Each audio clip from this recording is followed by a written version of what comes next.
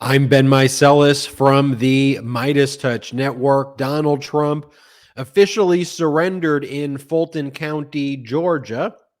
He arrived at the Fulton County jail on Thursday. He got his mugshot taken, but before the mugshot was even released, the first piece of data that was released was Donald Trump's self-reported height and weight on the jail record search. We're pulling it up right here.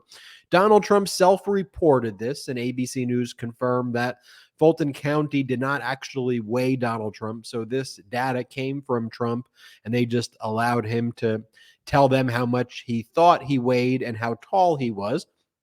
Donald Trump said he was 6'3", and get this, he claims he weighs 215 pounds. Everything this individual says is a complete and utter lie. And just by reference, back when he was arraigned in Manhattan a few months ago in the Manhattan District Attorney's case against him, where Donald Trump paid a porn star hush money payments and then falsified his business records, Donald Trump there reported he was about 6'2" and 240 pounds. So within a matter of a few months, there it is right there, that Donald Trump told police in New York he weighed 240 and stood at 6'2" when he was arraigned at a lower Manhattan courthouse this week. And that was according to Mediaite and a bunch of other outlets at the time. So essentially everything he does is a lie. Everything he does is a lie. Some other data that we had before he was booked and the mugshot taken, which is that CNN and others confirmed that Donald Trump worked with a local bail bondsman company, a local bonding company, to cover his $200,000 bail.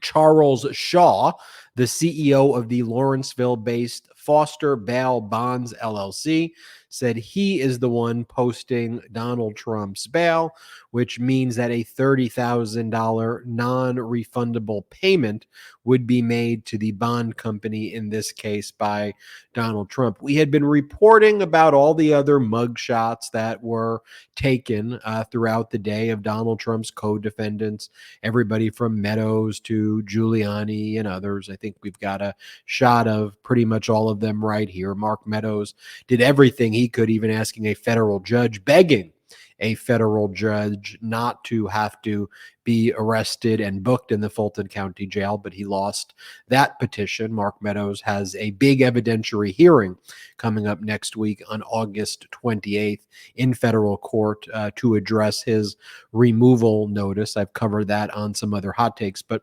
just for reference, Mark Meadows put his weight at 240 pounds. So Donald Trump claims that he is weighs significantly less than Mark Meadows. Again, everything that Donald Trump says is a lie. And then ultimately we got the mugshot of Donald Trump. There was a fake one that was posted at first, but here's the actual mugshot. And then Donald Trump posted the mugshot on Twitter, his first post on Twitter since the January 6th insurrection. And then on the post that Donald Trump makes, in a date where he surrendered, he says, "Never surrender," in a case he surrendered where he has been charged with engaging in election interference with, actual data and evidence and proof that he tried to overthrow our democracy. After Donald Trump, by the way, I'll show you Donald Trump speaking in just a moment, but can we pull up this image of the Donald Trump and President Joe Biden side by side that Chris Jackson put up here? I just think that, as President Biden says, don't compare me to the almighty, compare me to the alternative. And right here, this is the choice as I see it. You've got President Biden, compassionate, normal. Do I agree with President Biden on everything? I don't. But someone who is just going about doing the work of what government is all about. And on the other hand, you have Donald Trump trying to overthrow our democracy. Went on Tucker Carlson during the GOP debate and said that Jeffrey Epstein is a, quote, was a fixture of Florida, described the January 6th insurrection as an interesting day filled with the greatest love and hope and joy that he has ever seen, and then told Tucker Carlson that he doesn't think President Biden's going to make it until 2024 and doesn't like the videos of President Biden walking in the beach because he says that Biden has skinny legs. I've done a whole nother video take on Donald Trump's interview with Tucker Carlson. Let me show you first a little clip here. This was outside of the Fulton County jail. Guess who showed up? Yeah, Marjorie Taylor Greene, who's Mark Meadows' chief supporter.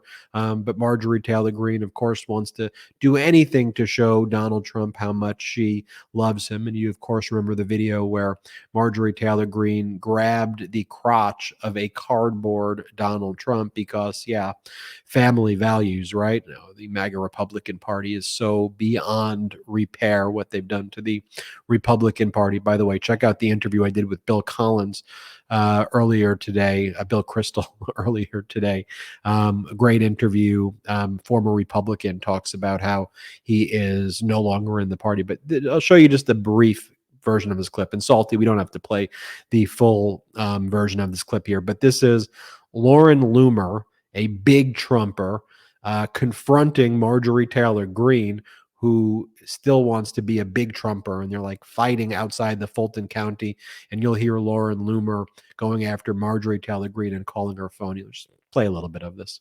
And help America. So go tell Kevin McCarthy to endorse him. Your best buddy, Marjorie. Go tell Kevin McCarthy to endorse him. You know the guy that you shield for Speaker of the House? The guy that disavowed President Trump after J6? What happened to the Jewish space center? And so, that's the Republican Party of today, folks. Then Donald Trump left after surrendering, getting booked, lying about his weight. And this is what he said: doubling, tripling, quadrupling down on his crimes, spreading more lies, attacking Fulton County District Attorney Phony Willis. This was as he left. He was getting on the plane that he grifted off of his supporters to be able to repair and fix up. This is what Donald Trump had to say. Play the clip. Thank you very much for being here. I really believe this is a very sad day for America. This should never happen. If you challenge an election, you should be able to challenge an election. I thought the election was a rigged election, a stolen election, and I should have every right to do that. As you know, you have many people that you've been watching over the years do the same thing, whether it's Hillary Clinton or Stacey Abrams or many others. When you have that great freedom to challenge, you have to be able to, otherwise you're going to have very dishonest elections. What has taken place here is a travesty of justice. We did nothing wrong. I did nothing wrong. And everybody knows it. I've never had such support. And that goes with the other ones, too. What they're doing is election interference. They're trying to interfere with an election. There's never been anything like it in our country before. This is their way of campaigning. And this is one instance, but you have three other instances. It's election interference. So I want to thank you for being here. We did nothing wrong at all. And we have every right, every single right, to challenge an election that we think is dishonest, that we think it's very dishonest. So thank you all very much, and I'll see you very soon. Thank you. And look, as special counsel Jack Smith and the other prosecutors have made clear, you do have the right to challenge lawfully the results of an election.